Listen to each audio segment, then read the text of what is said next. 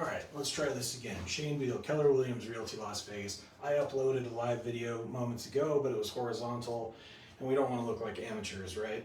So if you watched that video, welcome back. We're doing it all over again. You get to see what I do for a living, which is repeat the same thing over and over. It's a good time. So yeah, I'll try not to block the video as much as possible. This is a piece of art that you could not see in the first video that I have yet to hang up on my wall because, ask my wife, it takes me forever to hang anything up. So I just want to talk about the current crazy market we're experiencing out there. I checked these numbers not too long ago. We are at 2,606 all property types in the valley. So that's condos, townhouses, single-family residential homes, houses. So that's all types in the valley. For houses, we got 2106 available on the market right now. So that's a little over 2,000 homes for 2 million people, 2 million plus. So inventory, historic lows. That's why demand is crazy. That's why everybody is losing their minds out there. For all types, last month sold, we're at $430 median price. For a single-family residential home, we're up to $465, which is kind of crazy. So home prices continue to increase, as well as rents as well. Rents are going up, same thing as demand. This is a national housing crisis. It isn't just in Vegas, it's happening everywhere. So I've read reports that were projected to take anywhere from 6 to 8 years before we catch back up with the demand. After the housing crash, builders were a little bit more reluctant. There's a lot more red tape whenever you're building a home, so they weren't just churning out houses.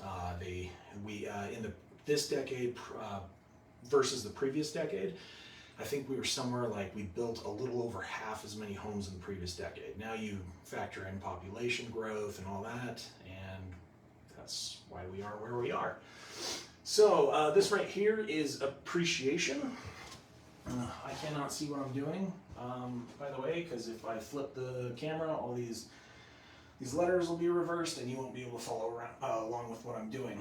So I apologize if I'm blocking anything. I don't see what I'm doing. 3 to 5% is typical appreciation. This accurate line, this was from my past presentation, so I'm just going to show you what I was doing. This goes back to the 80s. Completely accurate to scale. 3 to 5% typical appreciation. This, where we go up and down like that, that was the housing bubble that burst, that everybody loves to talk about and everybody's an expert on, right? And what I did here is I illustrated if typical appreciation continued 3 to 5%, we would go right about here, and we have eclipsed it. So now values have gone over where we should be with appreciation. I hear a lot about people being concerned that there's going to be a housing market crash. If that did, it would look something like this. I don't personally think that's going to happen. I think affordability is going to make us hit a plateau. So it'd be more like a flat line. And I don't even have to explain this mistake that I did in the last video. See that? Wow, that's the great thing about whiteboards. 20%. is what we have been appreciating over the last couple of years. I don't even think I'm in the shot right now. So 20% year over year, supposed to be 3.5%. Math. All right, so down here we got sellers. There's a bigger sellers pool, smaller buyer pool. What I'm trying to do here is explain how hard it is for buyers right now. Got a question mark here because I do not know what a buyer is going to come into this market with. Are they going to come in with tons and tons of money? Are they going to be a first-time buyer who needs closing cost assistance? Extremely hard to pull off that kind of buyer right now. Extremely hard. I am seeing homes go from anywhere from 10 to 50,000 above appraised value. That means that these buyers, whoever they are overpaying for the home. So, and you know what? In the last video, I ran out of things to talk about, but we're going to talk about that. So I'm going to do something to remind me to do that. We will get over there. Anyway, all right, so sellers, getting anywhere from 10 to 50K over on their prices, or their houses when they sell them. They then become buyers, much stronger buyers. They then can come back in to a home that's being sold and offer a portion of those proceeds to beat out all the other buyers. I personally think we're heading towards a future where the sellers are going to be the only people in the game, and buyers, it's just going to be continue to be harder and harder since affordability is becoming an issue. This is where my ADD kicks in. So, I don't know the point I was trying to make with this. Okay, yeah. So let's say a $330,000 home. Somebody comes in and offers 20K over and it sells. Let's say it's cash. Let's just make this easy. So if this happens now, for 6 months, appraisers can look at this and they look at all the other homes in this area that are comparable to this house. This house now becomes $350,000. So if this endless cycle continues, we're just going to keep seeing more and more of this happening. I think that we're probably going to see higher density housing, and that owning a home is going to become more of a luxury. I don't know the future though. I had to return my crystal ball for manufactured defects. So don't quote me. This all changes. The data is constantly changing all the time.